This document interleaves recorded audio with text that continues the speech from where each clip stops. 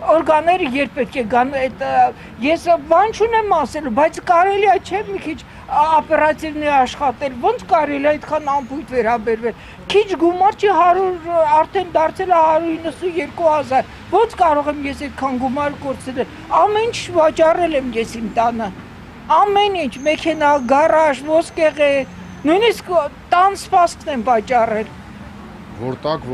տան, որ իմ գումարը հետ վերադարձնեն, բացի դրանից է բանկերում վարկեր ունեմ ես,